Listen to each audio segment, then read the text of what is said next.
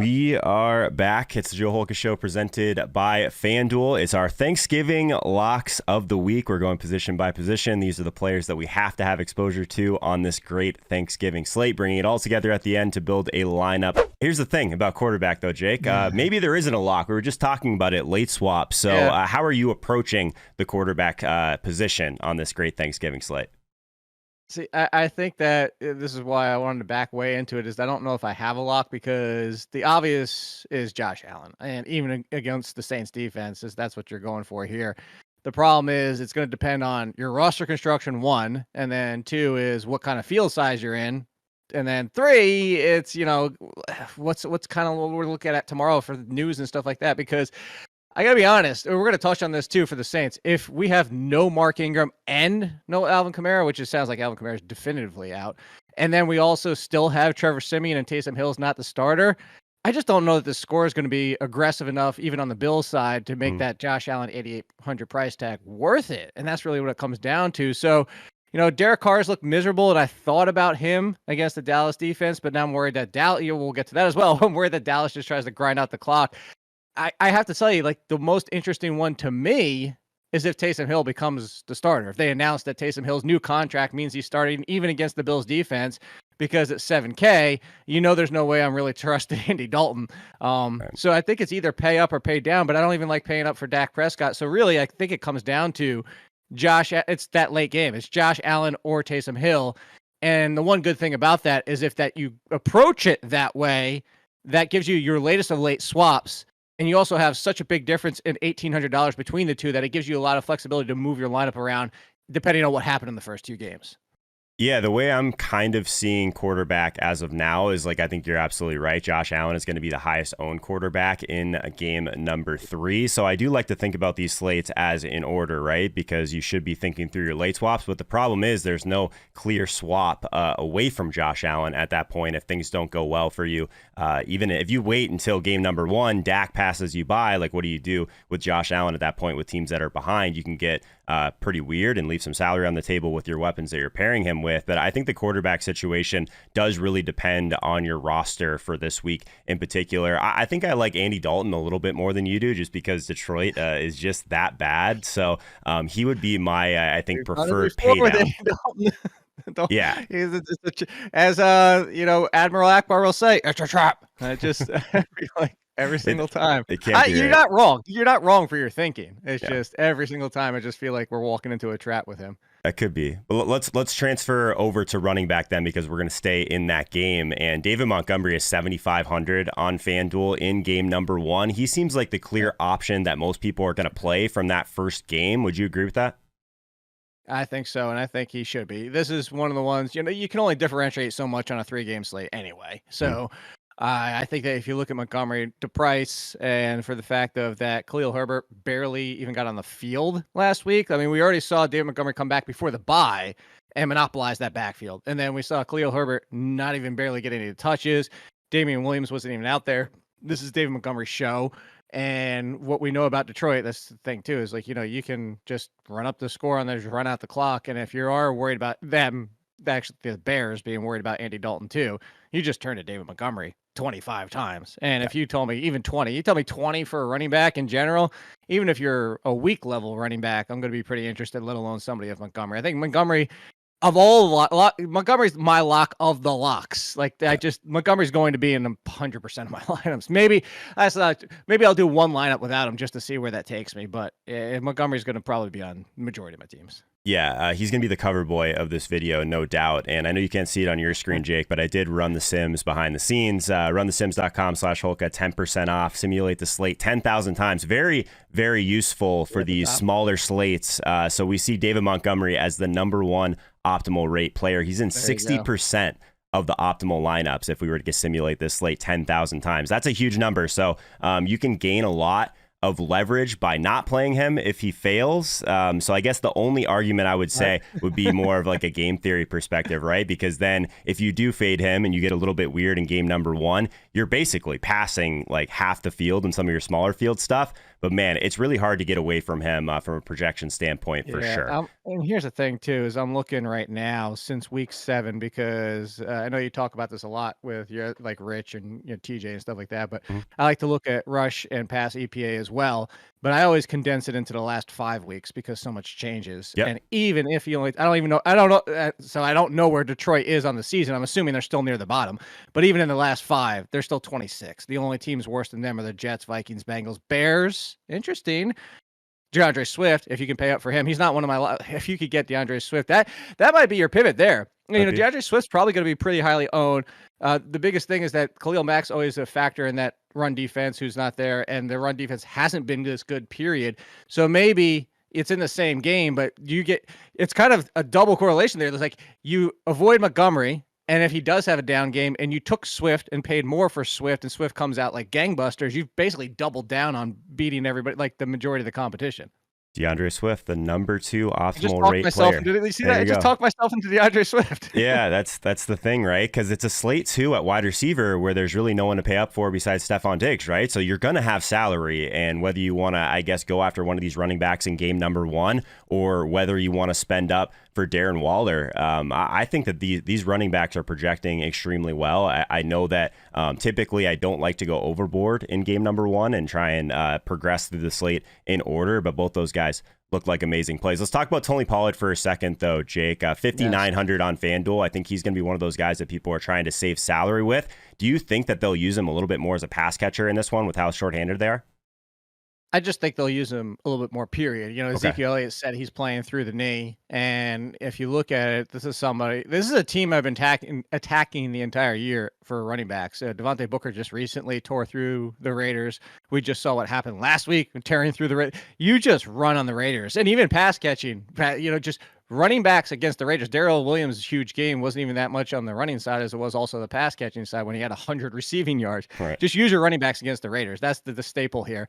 And if you look at it, I think this could be a week where, and if you were just talking seasonal, like this is a main slate, we've been talking about Tony Pollard having the opportunity to finish inside the top 20 for running backs, maybe even the top 15. I kept referencing the Atlanta Falcons from the past days with Freeman and Coleman when they would both finish as RB1s. I could see that being this kind of week. And hell, if Dallas gets up to a halftime lead and they walk into halftime like 21-7 with Zeke's knee and a week and a half. Well, no, that's right. They play another Thursday game, but still, anyway, Zeke's knee. Yeah. I mean, you could just see them kind of ride Tony Pollard in the second half. So I just think if I'm looking to save, you mentioned the whole fact that there's not a ton to pay up for. I've so far a couple lineups I have tinkered with a little bit to see if I will have time. Have been it's actually been Montgomery, Swift, and Pollard, and then that gave me enough savings to really. It's not even. I still get Waller in there, not Diggs, but I still get Waller in there. Yeah, so let's move over to wide receiver because Stephon Diggs is someone that, again, does seem to be probably the preferred pay-up option just on the slate, not necessarily at the wide receiver position. So we're going to talk about a couple other guys that you could go to at wide receiver, starting with Darnell Mooney in game number 1. He's 6,800. Tell us why you like him. Tell me why you shouldn't like Darnell Mooney at this point. That's really what the truth comes down to. And the reason I like him is because I think for the $300, like if it wasn't for what was going on with the Cowboys, and granted, while we're doing this, CeeDee Lamb might be a surprise start, so that would change a lot of things given that game. But right now, Michael Gallup's, what do you think, 50% he's going to approach? Because people love to get Dallas. In general, people love to get a piece of the Dallas offense, and they're going to see Gallup as the number 1 option at 6,500 against the Raiders. People are just going to be like, slam. Yeah, Gallup, I think Gallup will be more highly owned than Mooney, but Mooney's definitely going to be number 2. Yes. Yeah. Yes. It depends. I think because we are able to save, I think Mooney and Diggs might be closer than you think. You could be just right. Because, but anyway, point being is Mooney with no Allen Robinson, Mooney even before the Allen Robinson situation, whether it's Dalton or Fields, and it's going to be Dalton. I just love Darnell Mooney for what he's been on this offense this entire year. As Pat and I call him on his show, Mooney Tunes. At 6,800, he's just get him in there, and you get the savings elsewhere. Even if he is the 3rd or 2nd highest, I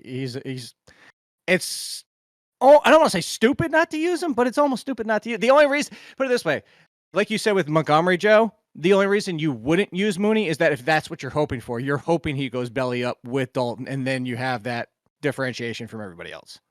Yeah, if we're talking like this is one of those slates too where like I'm definitely in the weeds on trying to figure out how to win these smaller field tournaments, those type of things. But there are so many casuals on this slate, Jake, that like just sometimes playing the best plays does make a lot of sense, even if you're not playing cash games. That crazy. Yeah. And I mean, you can't differentiate a ton anyways in a 3-game slate. So if Darnell Mooney goes out there, scores 2 touchdowns, has 100 yards in the first game, you're in a lot of trouble if you don't have some exposure to him. I'm going to play a few more lineups than normal this week. Normally I play anywhere from like 1 to 3 main teams. I'll probably play closer to 5 to 8 on this one and really try and lean in to late swap. So your next guy that we're going to talk about at wide receiver, Hunter Renfrow, he's 6,200. So kind of that same price range, but this time in game number 2. I mean, again, in that first game or that second game, we're going to see Gallup really carry a ton of ownership there. I think I might just call him Renfrow. It's easier to say anyway. Hunter Renfrow might end up being about half the ownership of Gallup. Reasonable spot, though, for someone that probably should avoid Trayvon Diggs for the most part, right? That's a big part. And I also, from last year and earlier this year, I like targeting people that burn people the week before. And it was Hunter Renfrow's first bad game. Like, he's had a couple single-digit games, but they've been high in single digits. It was his first terrible game of the season. Yeah. And people are annoyed. People are pissed off. Like, I see people in seasonal annoyed about Hunter Renfrow. Yeah, he's probably going to avoid Diggs. At least, he won't. I wouldn't be surprised if Diggs is out there on him a little bit. But you think Diggs' attention is probably going to be to Darren Waller and then maybe sometimes Bryan Edwards. And so you just get Renfrow underneath, which is something you look for in general against Dallas and a lot of teams. And Renfrow is Derek Carr's guy. It's really it's Darren Waller and Hunter Renfrow. And for 6,200, the reason I brought him up is because I wanted to tie somebody else into this. Is right now I just pulled up the projected rostership.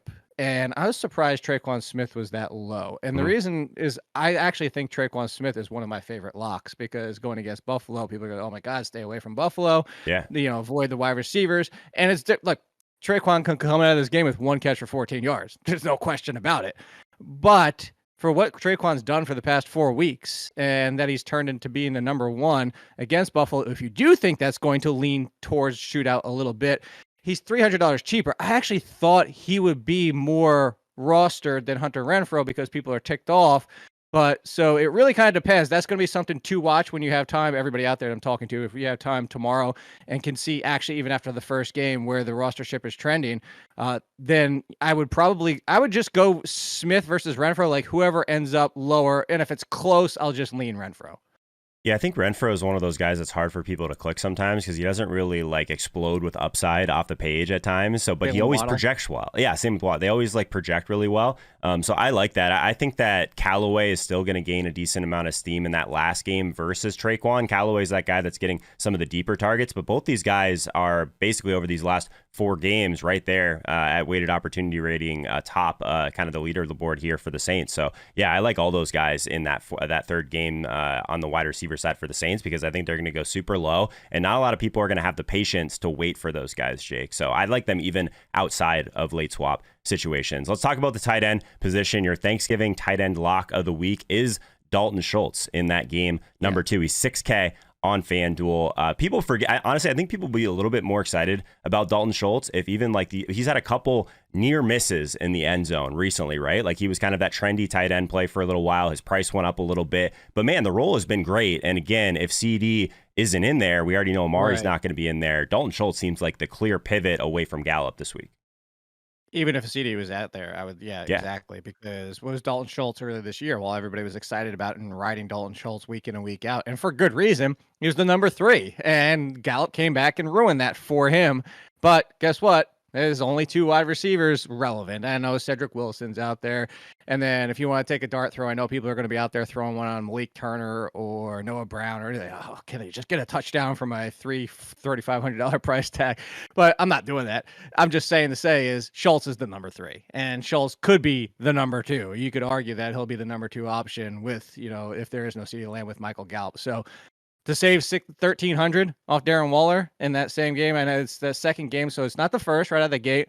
But that night game, I think a lot of people are going to be saving up and waiting on Dawson Knox now that he just bounced back last week. But for $100 more, Knox is essentially most of the time touchdown or bust. Yep. Dalton Schultz earlier this year when he was the number 3 got a lot of touchdowns or got a decent amount of touchdowns, but he wasn't touchdown or bust. And that's why for $100 difference, I'll just play Schultz instead of waiting on Knox. Yeah, and we'll talk about this with Rich Rebar if you haven't checked out that video yet, breaking down that game specifically. Definitely do that after you finish this one up. But I actually like the idea of, again, overstacking one game of the three. So if we get a situation where like everyone thinks the first game is a little bit rough, the second game underperforms a little bit, even though it does have the highest total, maybe just full onslaughting Buffalo gets you there in a tournament. Just throwing that out there. I like the idea of if you pick right on which game does well and the other ones kind of underperform, that's basically all you need on a 3-game slate. So I guess transitioning over to your DST lock of the week, the Las Vegas Raiders. What I like about this, Jake, is they're very cheap, but also I think Buffalo's defense is going to be extremely popular on this slate. So the Raiders are 3,500 on FanDuel. Tell us why you like them. Yeah, I think the Bears could be too, because they're going to see people are just going to see Detroit and click. Oh, and by the way, at wide receiver, I put a question mark there. I did want to mention real quick the Gabriel Davis. I'm not calling him a lock, but if you are looking for that dart throw in the cheap range of all of them, the Malik Turners, the ones I just mentioned for the Cowboys, even Marquez Callaway, even if you want to try to chase somebody from Detroit and stuff like mine is Gabriel Davis. For the one reason is if you look at this situation against the Saints, we know the Saints defense has been playing great, and we know Marshawn Lattimore has been a big part of that. You look for the opportunities where the Saints can get beat is over the middle of the field, which people would be like, well, Cole Beasley. Well, the reason I would go deeper for the dart throw with Gabriel Davis is because he's been playing out of the slot recently sometimes. And it's mostly when Cole Beasley hasn't been on the field as much as he used to be earlier this year. Cole Beasley is not 100%, and you're seeing Gabriel Davis. And we know what Gabriel Davis can do. And we know Gabriel Davis can be a deep threat, but also out of the slot, a deep threat. So that I just wanted to throw that out there. Yeah, that would be my 4,800. I don't know why pick. I skipped right over him. I know you put him on your list, but yeah, he's extremely cheap, and that's exactly the type of guy that negatively correlates too with a more popular play. So yeah, I'm with you. Right.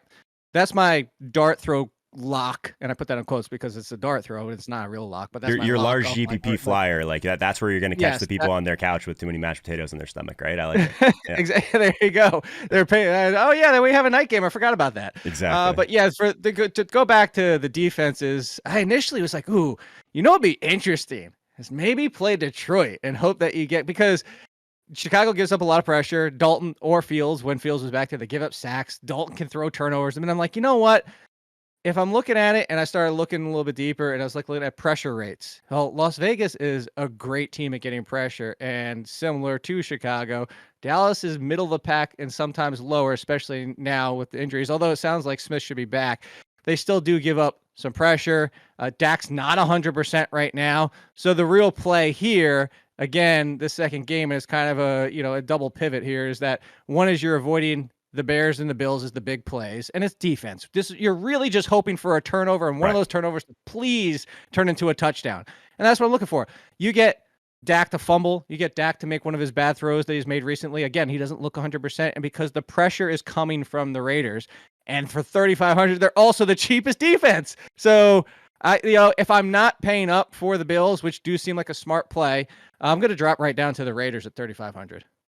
I like that. I think that's a really nice way to go about this, because it could be any of these defenses, Jake. And honestly, it's a position like that on a main slate as well, but specifically on a really small slate. I don't really want to play the chalk defense on this slate, and I'm not as worried about correlation either. We talk about it all the time. Shouldn't play your quarterback versus the defense. Shouldn't play your wide receiver versus the defense. This kind of stuff, we got to throw some of those rules and best practices, I think, out the window a little bit. So I think that's an interesting one, especially in game number 3, or maybe just taking a shot on Detroit early on in the slate. I don't mind that either. All right, we have Jake's locks of the Thanksgiving slate. I want you guys to pause this video. Let me know in the comments your lock of the week. Jake, we do have a listener in the league for the Thanksgiving slate. You ready to build a team? I am. Let's do it. I'm doing it like I was doing it while you're telling everybody to pause, and I'm like, oh my God, this might be an easy team to make, honestly. All right. Well, if it's easy, where are we going first? I'll let you, I guess, drive the bus a little bit here. You know what? It's funny that you said I don't think I've ever done this, because I always do the running backs. A lot of times I do the running backs first. Is I actually put the Raiders and Schultz in, and then said, because I also get my idea of my savings and what I'm able to do. That's sometimes nice. Just it's nice for the people watching, because now we have a much better idea of where we're at. Average player putting that defense in early. So yeah, 7,200 the rest of the way. Obviously, we still need a quarterback, but a lot of salary to work with here. Yeah, a lot of salary. Let's go because I talked myself into Swift. I don't. Oof. I don't love. Hey, but this is the Thanksgiving slate. I was gonna say I don't love the running back, but do Swift, Montgomery, and Tony Pollard in the flex. Do what I said earlier with the running backs and see what this turns out to be. Let's do that. And then so Pollard in the flex. And what I like about even what you did first, right? Because I think a very popular build will honestly be like kind of the inverse of this. People will be playing one of the more expensive defenses with Waller, but just having one of the cheaper defenses and Dalton Schultz, I think, is really sharp. Both of these running backs, I mean, I would imagine still are kind of game script independent. So I think that's fine. And we're not as worried about that in this slate anyway. So 7,200 the rest of the way. Now you probably could get up to Allen if you wanted to, but totally up to you. That's what I was looking at. Yeah. Yeah. Let's put Mooney Tunes in there. Okay. You got to put Mooney Tunes in. Oh wait, I'm ahead of you now. Let's see. Oh, I think I figured this out. We are goodbye.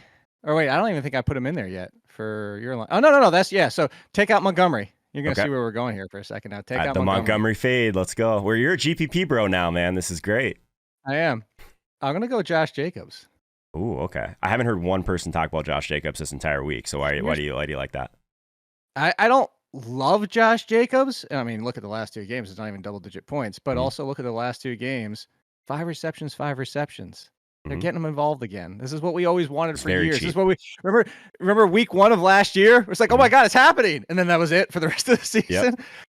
Yep. I mean, against Dallas, this is good. This is almost like this is a huge pivot. Like you just said, I don't think anybody's talking about Jacobs. Yeah, but this game is still the highest total, Jake. You're just doing it differently than others. So I think this is like an interesting, not even an interesting, a sharp way to build for this type of slate, right? You're already playing for the Montgomery failure, and then we're not really walking into like the Dak plus Gallup chalk yet either. You know what I mean?